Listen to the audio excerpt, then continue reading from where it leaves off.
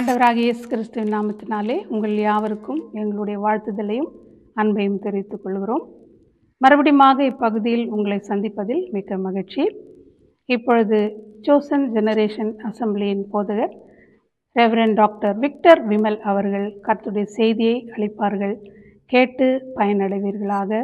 கர்த்தர் உங்களை ஆசீர்வதிப்பாராக. ஆமென். இந்த முறையும் தேவன் உங்களோடு கூட புதிய கருத்துக்களோடு கூட பேசுவார். யோவான் 11வது அதிகாரம் 11th chapter ஜான் 43-44 வசனத்தை வாசித்து பார்ப்போம். இவைகளை சொன்ன பின்பு லாசருவே வெளியே வா என்று உரத்த சத்தமாய் கூப்பிட்டார். அப்பொழுது மரித்தவன் வெளியே வந்தான். அவன் கால்களும் கைகளும் பிரேத சீலைகளினால் கட்டப்பட்டிருந்தது. அவன் முகமும் சீலையால் சுற்றப்பட்டிருந்தது. இயேசு அவர்களை நோக்கி, இவனை கட்டு அவிழ்த்து விடுங்கள் என்றார். இந்த சப்ஜெக்ட் தான் உங்களோடு கூட பேச போகிறது. அதில் அடுத்த வசனம், இதை பார்த்தவர்கள் எல்லாரும் அவரிடத்தில் விசுவாசம் உள்ளவர்களாக மாறினாங்களாம். இந்த விசுவாசம் உள்ளவர்களாய் மாறுகிறதுக்கு காரணம் என்ன அப்படின்னு சொல்ற இந்த சப்ஜெக்டை வேற ஒரு ஆங்கிளில் உங்களோடு கூட பேசுகிறேன். இதில் என்னன்னா, அவன் கால்களும் கைகளும் பிரேத சீலைகளினால் கட்டப்பட்டிருந்தது. அவன் முகம் சீலையால் சுற்றப்பட்டது. இயேசு அவர்களை நோக்கி, இவனை கட்டவிழ்த்து விடு. இதுதான் பாயிண்ட். இந்த பாயிண்ட்ல இருந்து கர்த்தர் என்னோடு கூட பேசுகிற ஒரு காரியம், லாசரு யார்? இதான் முதல் கேள்வி. லாசரு யார் அப்படி என்று சொல்லி பார்க்கும் பொழுது, லாசருவை குறித்ததான ஒரு வெளிப்பாட்டை குறித்து பார்க்கும் பொழுது, யாருக்கு கட்டுகள் இருக்கிறது, யாருக்கு மரணம் நேரிட்டு இருக்கிறது, யார் மரணத்துக்குள்ளாகி இருக்கிறார்கள் என்று சொன்னால், விசுவாசி தான் மரணத்துக்கு உட்பட்டு இருக்கிறான். விசுவாசி தான் கை கால்கள் கட்டப்பட்டிருக்கிறது. விசுவாசிக்கு தான் முகம் மறைக்கப்பட்டிருக்கிறது. முகம் மறைக்கப்பட்டிருக்கிறது என்ற உடனே கண்களும் மறைக்கப்பட்டிருக்கிறது. இந்த லாசருடைய கண்கள் மறைக்கப்பட்டிருக்கிறது. இன்றைய தினத்தில் இருக்கக்கூடிய ஒரு விசுவாசியே, நீ ஒரு விசுவாசி, நீ விசுவாசியாயும் நீ ரட்சிப்பை பெற்றிருந்தும் நீ ஆண்டவருடைய வார்த்தைகளை தேவ சமூகத்திலே காத்திருந்து பெற்றிருந்தாலும் உன்னை மரணம் ஆட்கொள்ளும்படிக்காக செய்கிறது. என்ன மரணம் என்றால், பாவம் என்கின்ற அந்த காரியம் உன்னை ஆவிக்குரிய மரணத்துக்குள்ளாக்கி விட்டது. அப்படியானால் நீங்கள் ஆவிக்குரிய ரீதியில லாசருவை போல மரித்திருக்கிறீர்கள். இங்க சப்ஜெக்ட் என்ன சொல்றாருன்னா, ஆண்டவரே ஒரு புதிய கருத்தை எனக்கு போதிக்கும் பொழுது, இந்த லாசரு யார் தெரியுமா? லாசரு அடிக்கடி இயேசு கிறிஸ்து போய் தங்கக்கூடிய வீட்டில் இருக்கக்கூடியவன். மார்த்தாள் என்கின்ற மூத்த சகோதரி, இளைய சகோதரி மரியாள், அவர்களுடைய சகோதரன் லாசரு, இவர்களுடைய வீட்டுக்கு இயேசு கிறிஸ்து போகிறார். இயேசு கிறிஸ்துவனுடைய பாதப்படியிலே அமர்ந்து தேவ சத்தத்தை கேட்டு கொண்டிருக்கிறார். மரியாள் தன்னை விட்டு எடுபடாத நல்ல பங்கை தெரிந்து கொண்டார். எப்பொழுதும் இயேசுவின் பாதப்படி அண்டை உட்கார்ந்து கொண்டிருக்கிற ஒரு விசுவாச குடும்பம். அந்த விசுவாச குடும்பத்தில் இருந்த அந்த லாசரு தான், அதுவும் இயேசுவின் அன்பை பெற்ற லாசரு தான். அதுதான் யோவான் 11வது அதிகாரம் 5ஆம் வசனம் சொல்லுகிறது. இயேசு மார்த்தாளிடத்திலும் அவளுடைய சகோதரியின் இடத்திலும் லாசருவினிடத்திலும் அன்பாயிருந்தார். அவங்களை ரொம்ப நேசித்தார். இயேசுவால் நேசிக்கப்பட்ட ஒரு குடும்பம். அந்த குடும்பத்தில் இருக்கிற அவன் மரித்திருக்கிறான் என்று சொன்னால், அவன் ஆவிக்குரிய ரீதியிலே மரித்து விட்டான். அது உலக பிரகாரமான மரணம் அல்ல, அவன் ஆவிக்குரிய ரீதியிலே மரித்திருக்கிறான். இன்றைக்கு ஆவிக்குரிய சகோதர சகோதரிகள் மரித்திருக்கிறார்கள். அவர்களுடைய கால்கள் கட்டப்பட்டிருக்கிறது, அவர்களுடைய கைகள் கட்டப்பட்டிருக்கிறது, அவர்களுடைய முகமும் கட்டப்பட்டு மூடப்பட்டு இருக்கிறது. இப்படிப்பட்ட ஒரு சகோதரன். இதைத்தான் யோவான் 11வது அதிகாரம் 11ஆம் வசனம் சொல்லுகிறது. நம்முடைய சிநேகிதனாகிய லாசர், அவர் ஃப்ரெண்ட்ஸ். அவர் சொல்றாரு டிசைபிள்ஸை பார்த்து, நம்முடைய ஃப்ரெண்ட். பாருங்க அந்த ஃபெலோஷிப், அந்த ஐக்கியம் எப்படி இருக்கிறது, ஆண்டவருக்குள்ளே அவன் எப்படி இருந்திருக்கிறான். இப்படிப்பட்டவன் தான். அவனுடைய கண்கள் கட்டப்பட்டு இருக்கிறது, தலை கட்டப்பட்டு இருக்கிறது, சீலையினாலே சுற்றப்பட்டு இருக்கிறது, கை காலு எதுவுமே செயல்படாது. இன்றைக்கு ஆவிக்குரியவனுடைய வாழ்வு பிசாசினாலே, பாவ இச்சைகளினாலே, அவன் செய்து வந்த காரியங்களுக்கு தக்கதாக பிசாசானவன் அவர்களை கட்டி போட்டுட்டான், செயல்பட முடியாதபடி. இவன் இடத்தை பார்த்து, இந்த மரித்தவனை பார்த்து சொல்றாரு இயேசு, லாசர்வே வெளியே வானார். வந்துட்டான். அங்க வேதம் என்ன சொல்லுகிறது, வெளியே வா என்று உரத்த சத்தமாய் கூப்பிட்டார். அப்பொழுது மரித்தவன் வெளியே வந்தான். அவனுக்குள்ள ஜீவன் வந்து விட்டது. மரித்தவன் பாவத்துக்குள்ள, மரித்தவனுடைய வாழ்க்கையிலே ஜீவன் வந்து விட்டது. ஏற்கனவே கர்த்தருடைய பிள்ளையாய் இருந்து பாவ காரியங்களில மரித்தவனுக்குள்ளே ஜீவன் வந்து விட்டது. லைஃப் வந்தாச்சு. எப்படி வந்திருக்குது? அப்படியே மம்மி மாதிரி குதிச்சின்னு வந்துட்டான். அன்னைக்கு கட்டி போட்டு இருக்கக்கூடிய மம்மிஸ் மாதிரி ஜம்ப் பண்ணிக்கினே வந்துட்டான். எப்படி இருக்குது? ஜீவன் வந்தாலும், தேவன் அவனுக்கு ஜீவன் கொடுத்தாலும், அவனுக்கு உயிர் பிச்சைய தேவன் கொடுத்திருந்தாலும், கட்டப்பட்ட நிலை, கட்டப்பட்ட நிலை. இன்றைக்கு விசுவாசியா இருக்கிறாய், உனக்குள்ள ஆண்டவர் இருக்கிறார் என்று சொல்லியும் உன் கைகள், கால்கள், உன் கண்கள், உன் தலை எல்லாம் கட்டப்பட்டு இருக்கிறது. அதுதான் இங்க சத்தியம். ஆவியில செத்தவன் அவன். ஆனா இயேசு அவனை கூப்பிடுறாரு, அவனுக்குள்ள ஜீவனை கொடுக்கிறாரு. கொடுத்தாலும்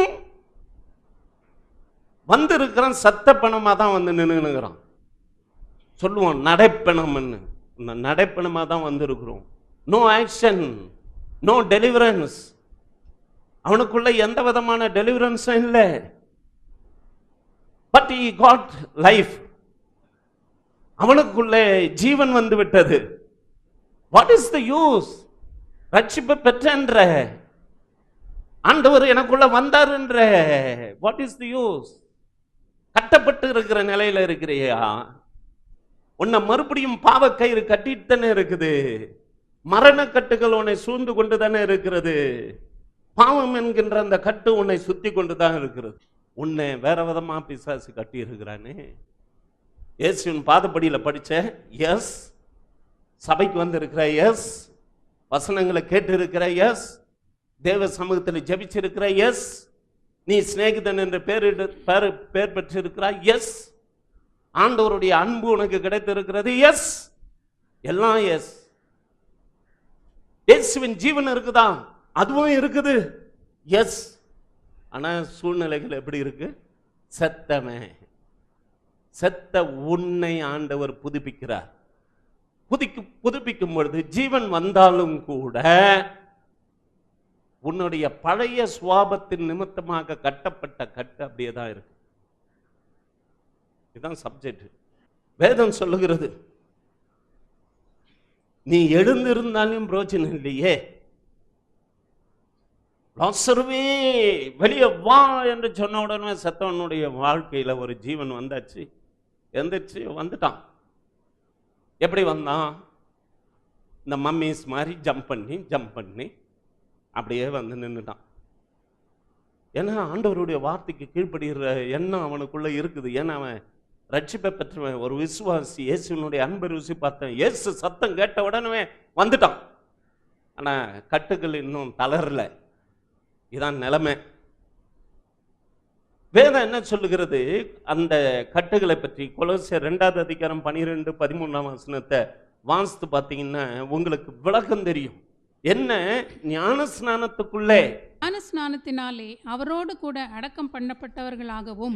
அவரோடு கூட ஏற்கனவே லாசரு ஞான ஸ்நானத்துல அடக்கம் பண்ணப்பட்டவனா ஆயிருந்தாலும் அதிலே அவரை மரித்தோரிலிருந்து எழுப்பின தேவனுடைய செயலின் மேலுள்ள விசுவாசத்தினாலே அவரோடு கூட எழுந்தவர்களாகவும் இருக்கிறீர்கள். எழுந்தவர்களாகவும் இருக்கிறோம். பாவத்துக்கு மரித்து நீதிக்கின்ற. ஆனால் அடுத்த வசனம், உங்கள் பாவங்களினாலேயும் உங்கள் மாம்ச விருத்த சேதனம் இல்லாமையினாலே மரித்தவர்களாயிருந்த உங்களையும் அவரோடு கூட உயிர்ப்பித்து பாவங்களினாலே அக்கிரமங்களினாலே மறுபடியும் திருப்பி என்ன ஆயிடுது? வந்து கட்டியாச்சு, கட்டி முடிச்சாச்சு. இதுதான் விளக்கம் கொடுக்கும் போது என்ன சொல்றாங்கன்னா, ஏசாயா 52:2 வாசித்து பார்க்கும்போது, சீயோனே, சீயோனே என்றால் ரட்சிப்பை பெற்ற நீ. சீயோன் என்கின்றது மணவாட்டி அந்தஸ்தை பெற்றவள். அவளுக்குள்ளே அவளுடைய கழுத்தின் மீது கட்டுகள் இருக்கிறதாம். தூசியை உதறிவிட்டு எழுந்திரு, எருசலேமே வீற்றிரு, சிறைப்பட்டு போன சீயோன் குமாரத்தியே, உன் கழுத்தில் உள்ள கட்டுகளை அவிழ்த்து விடு. சீயோன் குமாரத்தியே, ரட்சிப்பை பெற்ற லாசருவே, நீ கட்டப்பட்டிருக்கிறாய். இன்னைக்கு நிலவரம், விசுவாசிகள் கட்டப்பட்டு இருக்காங்க. கட்டுகள் புறஜாதியாருக்கு தான் கட்டு, அது கட்டு, இந்த கட்டுன்னு இல்லையா. லாசரு சப்ஜெக்ட்ல ஞான ஸ்நானம் பெற்று பரிசுத்தாவினுடைய காரியங்களுக்குள்ளாகி இயேசுவின் பாதப்படியில உட்கார்ந்து இருந்த அவனுக்கு தான் கட்டு. ஆபிரகாமின் குமாரத்திக்கு தான் எவ்வளவும் நிமிர முடியாதபடிக்கு கூனியாக்கி போடும்படிக்கான கட்டு. விசுவாசிக்கு இப்படிப்பட்ட ஒரு கட்டுகள் வந்திருக்கிறது. யாருக்கு? அப்போஸ்தலனாகிய பவுல் சொல்றான், எனக்கு கட்டுகளும் உபத்திரவங்களும் உண்டு. அவனுக்கும் கட்டு. யாருக்கு? விசுவாசிக்கு. இவன் தான் இப்ப செத்துட்டு இருக்கிறான் ஆவிக்குரிய ரீதியில. இவன் எழும்பணும். எழும்பும் போது என்ன பண்றான்? எழும்புறான், கட்டோடு கூட தான் எழும்புறான். மனம் திரும்பினான். ஆனா மரணம் அவனை ஆட்கொண்டது, பிசாசானவன் ஆட்கொண்டது நிமித்தம் மரண கட்டுகளோடு தான் அவன் வரான், பாவ கட்டுகளோடு தான் வரான். இது வேதத்தின்படியாக முறைமைகள் அப்படின்னு. இந்த முறைமைகளின் பாரம்பரிய முறைமைகளின்படியாக இயேசு கிறிஸ்து சிலுவையினால சுற்றப்பட்டதாக வேதம் சொல்லுகிறது. யூதர்களுடைய முறைமையின்படியாக அவருடைய பிரேதம் சுற்றப்பட்டது. இயேசுவ, லாசருவ, இங்கு இயேசுவ. யூதர்களின் முறைமை. இன்னைக்கு நம்முடைய முறைமைகள், என் தாத்தா பாட்டி முறைமைகள், உனக்கு தலைக்கட்டு, லாசருக்கு கட்டின மாதிரி தலைக்கட்டு உன் பாரம்பரிய வழக்கம். உன்னை விடலையா உன் பாரம்பரியம், உன்னை கட்டி போட்டுடுச்சு. கட்டுகள் அங்கு இருக்கிறது. கை கால்கள் முகம், அதான் அங்க பாயிண்ட். கை கால்கள் முகம். ஏன்னா பவுல் அப்போஸ்தலன் எனக்கு சொல்லும் பொழுது, நான் பாதகன் போல கட்டப்பட்டு இருக்கிறேன். 2 தீமோத்தேயு 2:9 அவனை பாதகனை போல, ஒரு அக்கிரமக்காரனை போல கட்டுகள். இத பிலிப்பியர் 1:13 சொல்லப்படுகிறது. விசுவாசிக்கு எப்படிப்பட்ட கட்டுகள் இருக்கிறது? கிறிஸ்துக்குள்ளான கட்டுகள். இதுல சங்கீதம் 116:16 வாசிக்கணும், கட்டாயம் வாசிக்கணும். சங்கீதம் 116:16. இப்பதான் தெரியும். உமது அடியேனின் புத்திரன் ஊழியக்காரனாகிய எனக்கு கட்டுகள் இருக்கிறது, என் கட்டுகளை அவிழ்த்து விட்டீர். எத்தனை பேரு? அடியேன், உமது அடியேன், நான் உமது அடியேன், உமது அடியேன், நான் உமது அடியாளின் புத்திரனும், உமது அடியாளின் புத்திரனும், புத்திரன் உமது ஊழியக்காரனும், உமது ஊழியக்காரனாக. யாருக்கு கட்டு? அவருடைய அடியேன் என்று சொல்றவனுக்கு கட்டு. அடியேனுடைய புத்திரன் என்று சொல்லுகிற அவனுடைய பிள்ளைக்கு கட்டு. ஊழியம் செய்யறான் பாரு, அவனுக்கு கட்டு. இதுதான் லாசருனுடைய அடையாளம். அப்படிப்பட்டவனுக்கு தான் கட்டு இருக்கிறது. இன்னைக்கு விசுவாசின் இடத்துல கட்டுகள் இருக்கிறதுனால தான் ப்ராப்ளம். அதுதான் சொல்றாரு, காலில் கட்டு. யாருக்கு அந்த காலில் கட்டு? யோபு பக்தனுக்குயா? என்ன சொல்றான் அவன்? யோபு 29:15, நான் சப்பானிக்கு காலுமாய் இருந்தேன். I was feet to the lame. ரொம்ப அருமையா சொல்றான். ஆனா அவன் என்ன சொல்றான்னா, அவனே தான் யோபு 33:11 என் கால்களை தொழுவெடுத்து போட்டி என் காலை கட்டி தூக்கி போட்டீர ஆண்டவரே. நான் எத்தனை பேருக்கு காலா இருந்திருக்கிறேன், கால் இல்லாதவனுக்கெல்லாம். எஸ், நீ ஊழியம் செய்த, நல்லது செய்த, எல்லாம் செய்த. ஆனா உனக்கு ஒரு கட்டு இருக்குதே, உன் கட்டை விடுவிக்கிறதுக்கு ஒரு ஆள் தேவையாச்சே. உன் நிலைமை உணராம வாழ்ந்து கொண்டு இருக்கிறாயே. நான் விசுவாசி என்று சொன்னா, ஒரு முறை ரட்சிப்பு பெற்றுட்டேன்னா அதுக்கு மேல உனக்குள்ள கட்டுகள் இல்லைன்னு நினைக்கிறியா? உனக்குள்ள விடுதலை இல்லை என்று சொன்னா என்ன பண்ணணும்? உன்னுடைய வார்த்தைகள் சுத்தமாக இருக்கும், உன் நடக்கைகள் இயேசுவை காட்டும், உன் செய்கைகள் அன்பை பிரதிபலிக்கும். இது எதுவுமே இல்லைன்னா உனக்கு கட்டு இருக்குதியா? நீ போய் இன்னொருத்தனுக்கு கட்டுன்னு சொல்லாத. அவன் கட்டு உடைஞ்சதுன்னா அவன் ரட்சிப்பை பெற்றுடுவான். ரட்சிப்பு பெற்ற உனக்கே கட்டு இருக்குதே. தேவ சத்தத்தை கேட்டு எழுந்து வந்த லாசருக்கு கட்டு இருக்குதே. ரட்சிப்பு பெற்ற உனக்குள்ள கட்டு இருக்கிறதே. உங்கட்ட எவையா வைப்பான் பாருங்க. இங்க சங்கீதக்காரன் அவன் அனுபவத்தில் சொல்லுகிற 2 காரியங்கள். 25:15 என் கால்களை வலைக்கு நீக்கலாக்கி ரட்சியும். அதே 57:16 என் கால்களுக்கு கண்ணியை வைத்திருக்கிறார்கள். யாருக்கு? ரட்சிப்பை பெற்றவன். காலில் கட்டு, கையில கட்டு, முகத்துல கட்டு. இதைத்தான் என்ன பண்றாருன்னா, முகத்துல எப்படி கட்டு? முகத்தை கட்டினா என்ன மறைக்கலாம்? கண்ணு தான். கண்ணு தான் பிரதானம். அந்த கண்ணை கட்டி முடிக்கும். அதான் வேதாகமம் சொல்லுகிறது. 2 கொரிந்தியர் 4:4 தேவனுடைய சாயலாய் இருக்கக்கூடிய இந்த மகிமையின் சுவிசேஷத்தின் அறிவாகிய ஒளி உங்களுக்குள்ளே பிரகாசமாய் இராதபடிக்கு உங்களுடைய மனக்கண்ணை அவன் குருடாக்கி விட்டான். முகத்தை சுத்தினவனுமே முடிஞ்சு போச்சு. உன் கண்ணை மறைச்சிருக்கு. விசுவாசிகளுடைய கண்கள் மறைக்கப்பட்டு இருக்கிறது. அதுதான் மார்க் 8:18 சொல்லுகிறது. உங்களுக்கு கண்கள் இருந்தும் காணாது இருக்கிறீர்கள், உணர்வு இருந்தும் உணராமல் இருக்கிறீர்கள், அறிந்திருந்தும் அறியாமல் இருக்கிறீர்கள். உன் கண்கள் இருந்தும் காணாதபடிக்கு ஒரு கட்டு. நீ ரட்சிப்பை பெற்றிருந்து லாசருவே வெளியே வா என்ற தேவ சத்தத்தை கேட்டு ஜீவன் உனக்குள்ள வந்திருந்தாலும் கட்டுகளோட தான் நீ இருக்கிற. இன்னும் கட்டு விடுதலை பெறவில்லை. கட்டுகள் விடுதலை பெறணும். இன்றைக்கு பெற்றாகணும். யோபு 4:15 வாசித்து பார்ப்பீர்களானால், ஒரு ஆவி என் முகத்துக்கு முன்பாக போகிறது, கடந்து போகிறது. என்ன ஆவியா? அசுத்தாவி. யாருக்கிட்ட? யோபு பக்தன். கர்த்தர் சாட்சி சொன்ன ஒரு பக்தன். இவனை போல உத்தம நீதிமான் இல்லையா? அப்படிப்பட்டவனுக்கு முன்பாக ஒரு ஆவி போகிறதாம். நீ எம்மாத்திரம்? நீ என்ன பரிசுத்தவானா, நீதிமானா, தான தர்மம் பண்ணிட்டியா, ஆண்டவர் சொல்லக்கூடிய காரியங்களை தசம பாக்க காணிக்கையை செலுத்திட்டியா, வேத படிப்புல 2 மணி 42 நிமிஷம் 40 நிமிஷம் ஆண்டவருக்கு என்று ஒப்பு கொடுத்திருக்கிறியா? அதுல தசம பாகம் கொடுத்திருக்கிறியா? பணத்துல தசம பாகம் கொடுத்திருக்கிறியா? தான தர்மம் செய்திருக்கிறியா? கண் இல்லாதவனுக்கு கண்ணா இருந்து இருக்கிறியா? கால் இல்லாதவனுக்கு காலா இருந்து இருக்கிறியா? எந்த விதத்திலையா நீ ரைட்டு? ஆனா அவ்வளவு நீதி உள்ள இவனுக்கு முன்பாகவே ஒரு அசுத்த ஆவி முன்பாக போகிறது. அசுத்த ஆவி ரட்சிப்பை பெற்றவன் இடத்துல, பரிசுத்தவான இடத்துல அவனை மயக்குகிறதற்காக வருகிற ஒரு ஆவி. இதுதான் இங்க நடந்து இருக்கிறது. ஆதியாகமம் 38:14 வாசித்து பார்க்கும் பொழுது, இங்கு தாமார் என்கின்றவள் முக்காடிட்டு கொண்டாள். அதுதான் கட்டப்பட்டு இருக்கிறது. சீலை, முகம் மறைக்கப்பட்டது. ஏனென்றா அவளுக்கு கல்யாணம் பண்ணி கொடுக்கணும்னு நினைச்ச அந்த பையன் அவன் ஏமாத்திட்டு போயிட்டான்னு சொல்லிட்டு இவன் முக்காடு போட்டு துக்கமா இருக்கு. உன்னை துக்கமுகமாக மாற்றுகிறது. துக்கமுகமானால் மாத்திரம் போதாது, துக்கமுகம் இருக்கும் பொழுதுதான் ஒருத்தன் உள்ள நுழையிறான்.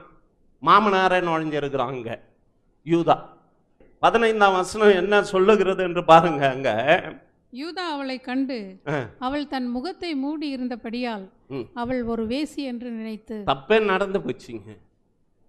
மாமனார் இவன் 2 பிள்ளைகளை கல்யாணம் பண்ணி கொடுத்தான். 3வது பிள்ளைய கல்யாணம் பண்ணி கொடுக்குறேன், நீ உன் மாமியா உன் தாய் வீட்டுக்கு போன்னு சொல்லி அனுப்பி விட்டுட்டான். அந்த வழியா யூதா போயிட்டு இருக்கிறான். அவர் மாமனார் தான் போறாருன்னு தெரிஞ்சவன்னா இப்படி சொன்னாரே, அந்த பையனை கல்யாணம் பண்ணி கொடுக்குறேன்னு கல்யாணம் பண்ணி கொடுக்கலையேன்னு மூடி மறைச்சின்னு துக்கத்தில் இருக்கா. அவன் என்ன நினைச்சிட்டான, வேசின்னு நினைச்சு தவறு நடந்து விட்டது. உன்னை ஏதோ ஒன்று மூடுகிறது, உன்னை தவறுக்குள்ளாக நடத்தி கொண்டிருக்கிறது, உன்னை கல்லறைக்கு நேராக நடத்தி கொண்டிருக்கிறது. புரிந்துக்குங்க, இந்த சத்தியம் லாசரு சப்ஜெக்ட் சாதாரணமான சப்ஜெக்டா எத்தனையோ முறை மெசேஜஸ் கொடுத்துருக்கேன். ஆனால் இன்றைய தினத்தில் கர்த்தர் என்னோட பேசுகிறது, உன்னை கல்லறை அண்டையில் நடத்துகிறது. முக்காடு போட்டு மூடிடாத, கண்கள் தெளிவுள்ளதாக இருக்கட்டும், பாவ வழிக்குள்ளே உன்னை கொண்டு போகிறது. ஸோ இங்க என்ன சொல்றாருன்னா, யோவான் 11:44 பின்பகுதியில், அவன் முகம் சீலையால் சுற்றப்பட்டு இருந்தது. இயேசு எவர்களை நோக்கி? அங்கு கூடியிருந்தவர்களை நோக்கி, சீஷர்களை நோக்கி. சீஷரை தானே கூட்டுக்கும் போறாரு, எல்லா சீஷர்களையும். சீஷர்களை நோக்கி, கட்ட அவித்து விடுங்க.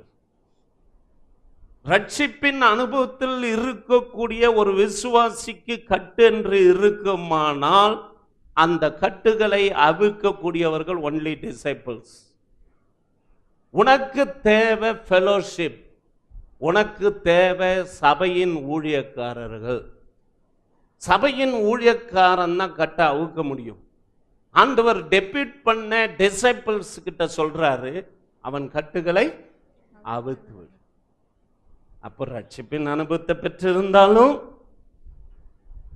ஆண்டவருடைய சமூகத்தில் காத்திருந்து ஜெபித்தவனாய் இருந்தாலும், பாவத்தின் சம்பளம் மரணம். அந்த மரணம் அவனுக்கு வந்தது. அதை நான் கம்பேரிசன் பண்ணும்பொழுது, ஆவிக்குரிய மரணம் ஒவ்வொரு மனிதனையும் கட்டக்கூடியதாக இருக்கிறது. பாரம்பரிய கட்டுகள் அவனை கட்டுகக்கூடியதாக இருக்கிறது. கட்டப்பட்ட நிலையில் இருக்கிற அவனை இயேசு லாசருவே வெளியே வா என்று கூப்பிட்ட மாத்திரத்தில் அவன் வந்திருந்தாலும் கூட, அவன் வந்த பொழுது கட்டுகளோடு தான் வருகிறான். வந்தவனுடைய கட்டுகளை கூட கூட்டி கொண்டு வந்திருந்த சீஷர்களை பார்த்து சொல்கிறார், அவனுடைய கட்டுகளை அவிழ்த்து விடு. அவிழ்த்து விடுகிறதற்கு சரியான பிளேஸ் எங்க? சபை, ஊழியக்காரர்கள். ஊழியக்காரர்களுக்கு அந்த நாளிலே தேவன் அதிகாரத்தை கொடுத்தார். மத்தேயு 10:8 நீங்கள் வாசித்துக் கொள்ளுங்கள். வியாதியஸ்தர்களை சுஸ்தப்படுத்துங்கள், பிசாசுகளை விரட்டுங்கள், சகல அதிகாரமும் உங்களுக்கு கொடுக்கப்பட்டு இருக்கிறது. அதிகாரத்தை கொடுத்து அனுப்புறாரு. யார் கட்டுகளை அவிழ்க்க முடியும்? டிசைபிள்ஸ், சீஷர்கள், ஊழியர்கள். இவர்கள் தான் கட்டுகளை அவிழ்க்க முடியும். யாருடைய கட்டுகளை? விசுவாசிகளுடைய கட்டுகளை, ஆண்டவருடைய பாதப்படியில் உட்கார்ந்து இருந்தவர்களுடைய கட்டுகளை, இயேசுவினுடைய பிள்ளைகளுடைய கட்டுகளை, அவர் நேசித்த பிள்ளைகளுக்கு இருக்கக்கூடிய கட்டுகளை. அதுதான் சபை எப்படி கட்டவிக்கும்? அப்போஸ்தலர் நடவடிக்கைகள் 12வது அதிகாரம் 5, 6, 8 வசனங்களை வாசித்து பார்க்கும் பொழுது, பேதுரு சிறைச்சாலையிலே கட்டப்பட்டிருந்த பொழுது சபையார் எல்லாரும் ஜெபித்தார்களாம். ஜெபித்த பொழுது ஒரு தூதன் போய் அந்த விழாவை தட்டி எழுப்பி, பேதுருவே வெளியே வா என்று சொல்லி சபை கூடி வருதலுக்குள்ளே கொண்டு வந்து நிறுத்தினார். சபை மக்கள் ஜெபிக்கும் பொழுது விசுவாசிகளுடைய கட்டுகள் தகர்த்தெறிகிறது. அதனால் உனக்கு எங்கே விடுதலை? ஆவிக்குரியவனுக்கு கட்டுகள் இருக்கிறது. அந்த ஆவிக்குரியவனுடைய கட்டுகள் தகர்த்தெறியப்படுகிறதற்கு சபை அவசியம். தேவாலயத்தில் ஒருவன் பிச்சை கேட்டு கொண்டிருந்தான், ஒரு சப்பானி. அப்போஸ்தலர் நடவடிக்கைகள் 3வது அதிகாரம் 2-8 வசனங்களை வாசித்துக் கொள்ளுங்கள். எதாயிலும் கிடைக்குமா என்று எதிர்பார்த்த பொழுது பேதுரு அவனை பார்த்து சொல்லுகிறான், என்னிடத்தில் உள்ளதை உனக்கு தருகிறேன். என்னிடத்தில் பொன்னில்லை, வெள்ளி இல்லை, என்னிடத்தில் உள்ளதை தருகிறேன். நஸ்ரயனாகிய இயேசுவின் நாமத்தினாலே எழுந்து நட என்று சொன்ன உடனே அவனுடைய கட்டுகள் எல்லாம் தகர்த்தெறியப்பட்டது. அவன் எழுந்து நடந்தான். இன்றைய தினத்திலும் கூட விசுவாசியே, ரட்சிப்பு பெற்றிருக்கிற கர்த்தருடைய பிள்ளையே, இயேசுவின் பாதப்படியில் உட்கார்ந்தேன் என்று சொல்லுகிற விசுவாசியே,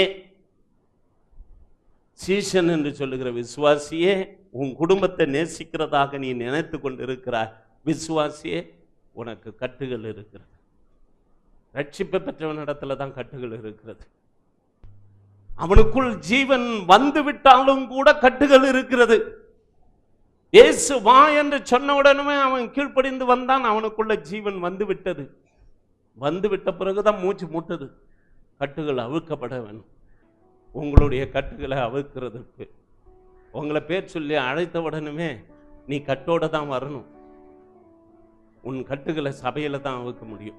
மறுபடியும் ரட்சிப்பை பெறுங்கள். நீங்கள் மனம் திரும்பி பிழைக்கிறது தான் ஆண்டவருக்கு பிரியம். பழையபடி பாவ வாழ்வுக்குள்ள போக வேண்டாம். ஒப்பு கொடுங்க. இந்த கிருபையின் காலம். தேவன் உங்களை நேசிக்கிறார். நேசிப்புக்கு பாத்திரவான்களால் நடந்து கொள்ளுங்கள். அன்பான சகோதர சகோதரிகளே, இப்பொழுது கேட்ட செய்தி உங்களுக்கு மிகவும் ஆசீர்வாதமாக இருந்திருக்கும் என்று நாங்கள் நம்புகிறோம். நீங்கள் எங்களோடு கூட தொடர்பு கொள்ள விரும்பினால் எங்களுடைய விலாசம் reverend doctor Victor Vimal, chosen generation assembly, number 97 church street, Govindaraj Nagar, Otteri, Vellore 632002. எங்களுடைய தொலைபேசி எண்கள் 0416-226-119 அல்லது 0416-226-3270. ஊழியரிடம் தொடர்பு கொள்ள அவருடைய தொலைபேசி எண் 9443346119. கர்த்தர் உங்களை ஆசீர்வதிப்பாராக.